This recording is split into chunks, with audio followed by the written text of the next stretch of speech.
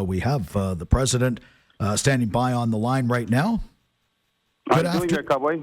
Oh, doing great. Am I coming loud and clear? You sure are, and I'm sure. I'm just at Yes. the Victoria Inn Hotel by the airport. Infinity Women are having a gathering there. I just finished getting off the stage, and a packed house. I can tell you that. Hundreds and hundreds and hundreds of people here.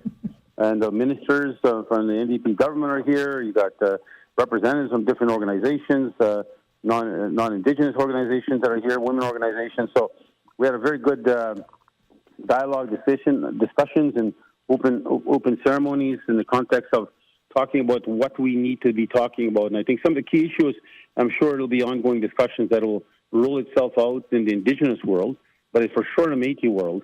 Some of the key topics I indicate we need to start talking about is what's upcoming next year in the federal election. This is a matter that can't be taken lightly. We need to look at what policies that these parties will have. One, for particular, is the environment.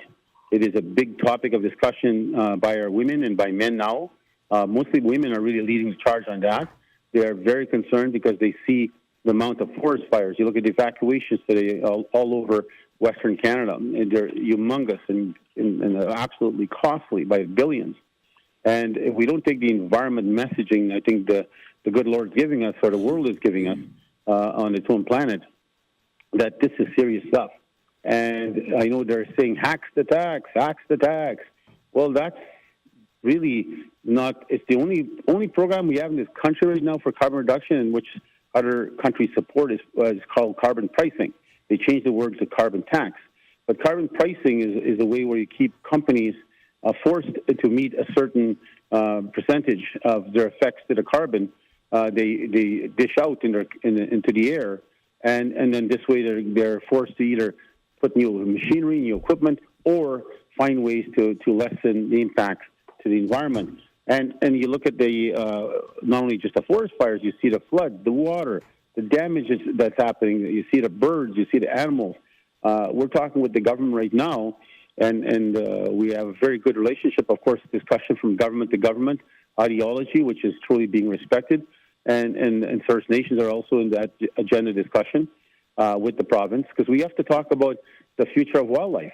The numbers we're getting is quite, I think, should be quite worrisome for everyone. The population numbers we're getting, for example, the ducks and the porcupines are limited versus what it was expected to have. And this is not because of, they're saying, because the First Nations and Métis are killing everything, which is absolutely bullshit, according to Manitoba Wildlife Federation, right? That's not true. It is, in fact, our laws are stricter than the province and the Wildlife Federation even imagines, and their laws that they follow from the province have them more at an advantageous position to kill more than we would take based on our law. But what's important to recognize is it's an issue. We need to all talk about this and work together. And what's the cause of this? Forest, of course, consumption by these companies that are cutting down more and more of the forest, so there's less habitat. The wolf population is exploded, and they start looking at different ticks, with the ticks that, of course, cause great harm to moose and other populations, and on and on and on. The forest fires that are taking a lot of moose population life. So we have a big concern here for part of our culture, way of life. And I really want to educate every listener here. The provincial government doesn't give us a right. This is an inherent right we earned as a people, as evolving as a nation, as the Métis of the West. We dominated the West. There was 10,000 of us when the province was created, and there was only 12,000 population. So when you start looking at the inherent right we controlled as a people, that we earned that through blood, sweat, and tears. When you look at it, same thing with First Nation, you're not giving them rights. That's their inherent right. So this Wildlife Federation going around preaching that the province is giving us rights to Indigenous people is a baloney, because the province doesn't give us rights. They have to work with us to respect our rights, which, of course, are backed up because they were protected in the Constitution under Section 35. So when we go forward on this issue, the Wildlife Federation is trying to create a divisive race issue. That's what they're trying to do. They're trying to spark up the non-Indigenous people to say the Indigenous people are killing everything, they're taking everything, and they're being given everything.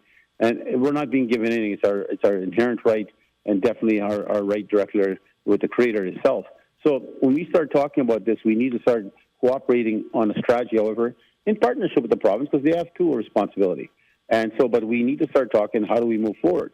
Now, how do you invite somebody that's out there attacking you on a regular basis, which I mean the Manitoba Wildlife Federation? They were just in the paw. I got a quick brief. Somebody actually was listening there, and they were attacking the Métis rights and attacking on and on. Indigenous people are killing everything, and just straight negativity. And so our First Nation brothers and sisters and cousins next door, we need to start talking, because they're going to be attacking our people. And I know that David, for example, out of Cross Lake is taking a court action against the province, while the Wildlife Federation is taking a court action against the province too. They believe they should get more tags, and that they should have same rights as Indigenous people, and that is a complete mistaken position by them. They don't have rights; they have privileges, and that's two different concepts in law. So, but we'll deal with that as we move forward. But it's just so important. That's why I talked to the women here today, that we need to start talking about the environment. We need to start planning what's our position as a Métis people when it comes to the environment. There'll be election next year, and we need to start pushing the agenda that this is a priority for us. And if the Conservatives want our vote, they damn well better put a big plan. Forget the tax. They better damn well put a plan that states they're going to bring down the carbon, start saving our country, start saving the world. Because if not, then we have failed our next generation, the generation after that, because they will be in for one hell of a mess. And the world and the atmosphere, even the temperature is changing. You see how hot it is now. It's getting hotter and hotter every year. So we need to figure out how we work together. So from that concept, we talked about women's abortion, that women are talking about that issue. So we need to take a position on that. That's going to be a discussion and a debate that's going to come in the elections. It's happening in the United States right now. That whole issue of abortion, the LGBTQ plus 2 community, they're being attacked. So we need to figure out how do we protect our family. Mm-hmm. So again, when you're looking at all those aspects of it, the women have a big agenda full of stuff here for the next 2 days, and I was very pleased to be there to speak. I understand Mona's with you today. Yep. Mona is going to be talking, of course, with the settlement that the court have now ratified and approved with the green light. That we anticipate by October we should be able to go out and start to issue some of their financial rights of their allowance money to them. And that's going to be, of course, a very important segment. And we're going to do it very professionally and very eloquently in the context of making sure that we get our people's resources, the children who have some become adults, that they have a right to their funds. But we'll sit down with them, as I said, here this morning when I was speaking. Some are saying they want to put a down payment to a house because they're working. Some want to actually buy a vehicle because they're going to university and they're having a hard time on the bus issue. So on and on and on. But there's an opportunity, and we have to look at it. I mean, we still got to deal more than know some of the challenges we do face. What happens when the child that was entitled to that child special allowance is now passed on? What happens to that fund? And in some instances, both the parents are gone and the children are gone that of all deceased.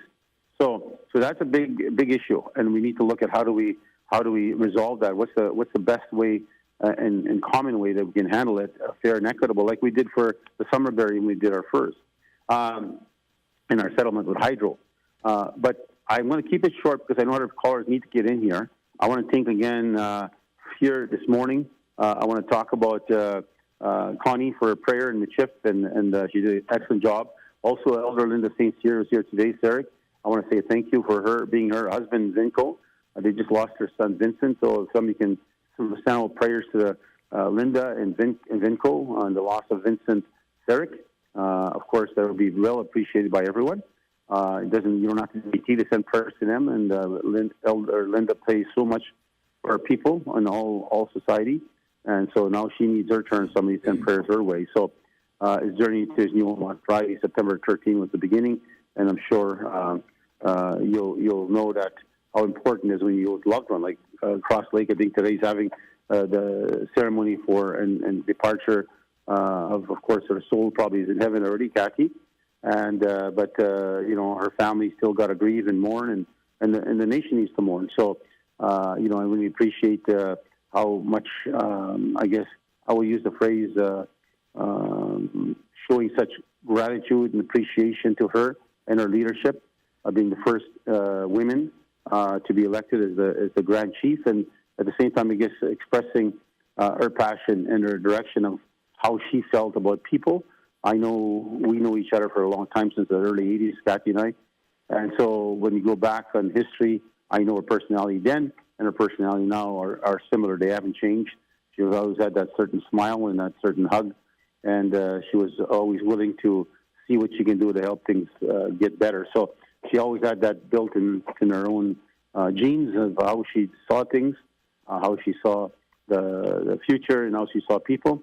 So all the Lane State, I was very proud of that for Rob to give her that honor. She'd be the first woman, so she'll go down in history. It'll be written about one day in history books that who was the first woman to ever Lane State in the Legislative Assembly, and it'll be, of course, the Grand Chief. And I'm proud of Kathy for that. So these are other matters, of course, to her husband and her family, kids, and the rest of them. Personally, I give my condolences. I was there to sign the book. I didn't know that evening was happening, too, because I was at a different function out in Interlake throughout the day, and I came back. I got back about 7:30 or something like that. I think there was a function happening at the RBC Center. I would have rushed over there if I knew. Unfortunately, we didn't have good communication back and forth, which we should have. Probably my office is part of the responsibility of that too. So, but I would have loved to have gone there personally. But I really don't go front, just for people to know who I am and how I do things. I really don't go in front of a coffin too often. You rarely ever see me do that. I try to remember the person the way they looked, the way they were, not as they lay in their coffin. And that would, of course, will always be the memory I see. And I always try to remember them. Sometimes I even forget their past because I never went to the front. And so it's just the way I do things personally. It's my own way. And I always pray, and I prayed for Kathy several times already throughout the night when I was sleeping, going to bed, I'm sorry. And so it's very important that I keep on showing my respect to somebody I truly had great respect for and appreciated.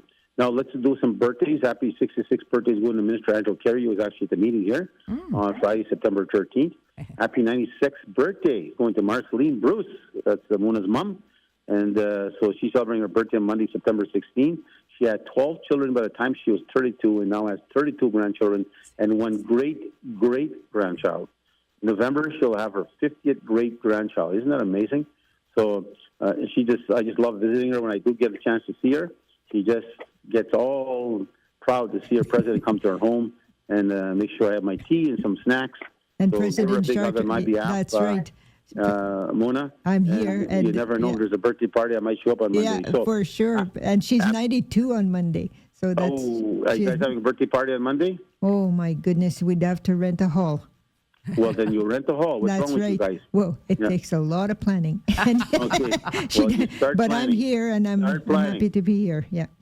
Okay, happy birthday is going to Leanne Denoyer. Of course, she's been our Senior Director of Finance for forever. Birthday is on Tuesday, September 17th. Happy 61st birthday is going to Colleen Boyer, St. Eustache, who's celebrating on Wednesday, September 18th. Happy 18th birthday is going to Keenan Forgy, Doug Forgy's granddaughter, is celebrating her birthday on Wednesday, September 18th. And happy 55th birthday is going out to Brenda Boyer of St. Eustache, who's celebrating her birthday on September 19th. Also want to say a big congratulations going out to Carrie and Donnie Smith on the behalf of their daughter, Kira. Smith's wedding is taking place today. She's marrying Conrad. So I'm looking forward. I'll be there. I promised Kira I'd be there. I remember Kira at our assemblies and regional meetings, just a kid walking around there with a coloring book and with her mom always at the forefront of these meetings. And Carrie's been working with us for at least 30 years now. And so you start looking at this whole premise of her daughter, who was just a kid running around at these functions and meetings and meetings and meetings. Now here she is getting married. She's a nurse now. After she gets her wedding, she leaves to Gillam, and she's going to be a nurse up north. So cool to see you, Carrie and Donnie, and of course, Kira, which I have a special place in my heart for. Again, congratulations to you and Conrad. I think one of the things that we need to look at, too, is the business. Every 2 weeks, we're going to have a business person there. So far, we had 3. Crystal Adamson, Asia Knutson. Yeah, I have a hard time with my accent. You know my accent, cowboy.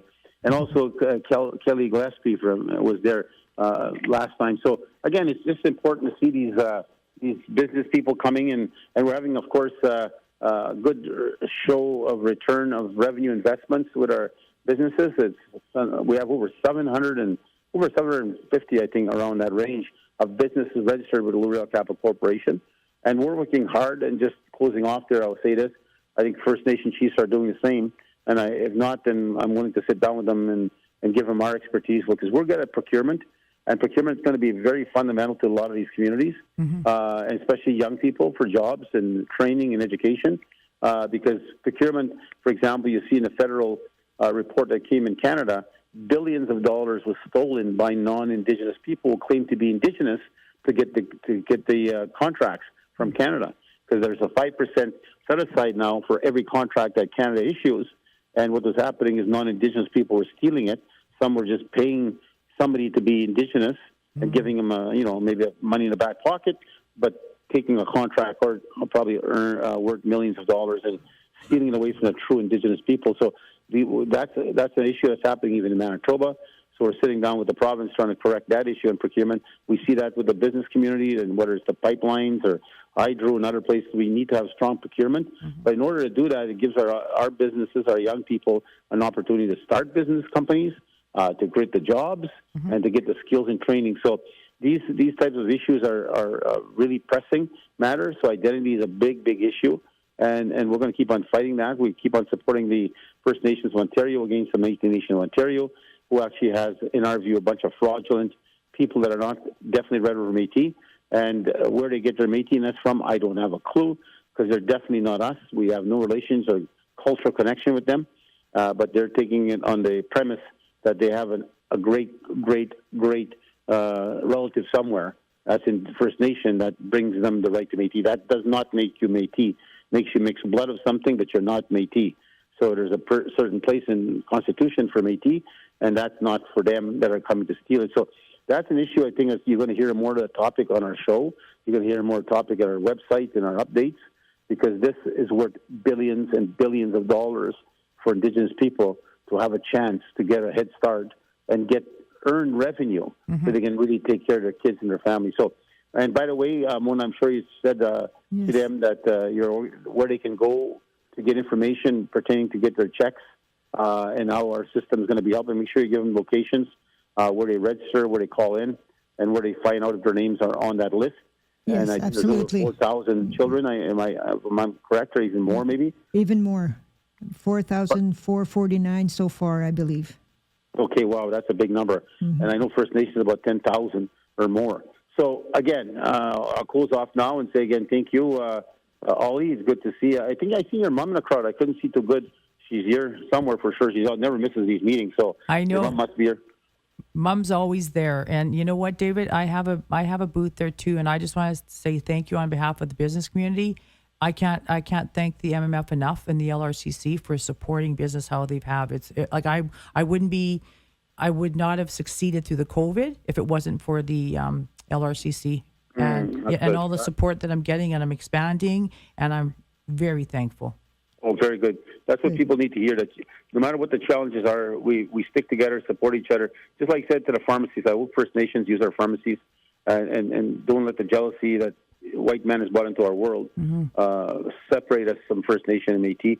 Just like we do, we have a policy in our government where we do support First Nation businesses. That's part of our processes. It's part of our procurement, our own government, Métis government. So I hope that our pharmacies in Dauphin will get a lot of support. I know I spoke to many of the chiefs, which I personally know, and they're going to tell their people to use our pharmacy instead of using non-Indigenous pharmacies, because the return, at least in partnership, is that we help each other in our economic engine. So same thing with your businesses. I hope we shop and support your businesses because our numbers are showing us great returns right now.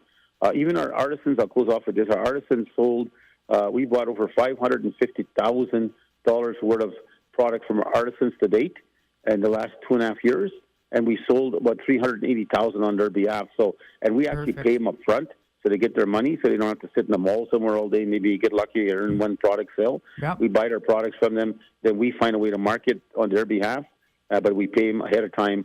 So this way they get their money and continue to advance their companies, make them grow, and continue to have the time to invest in their company versus them trying to figure out how to sell their products. So, but that's a good example. We also, just for women today, I announced that, I forgot to announce it. Actually, I should announce it here. Out of the trappers, 2 of the trappers are women, and we're very proud of that. They earned, I think, so far $13,000 in fur, And Way to so go. kudos to them, and I'm very proud of them. But again, our fur company is doing very, very well, and I look forward to it expanding and growing, and also helping with nature.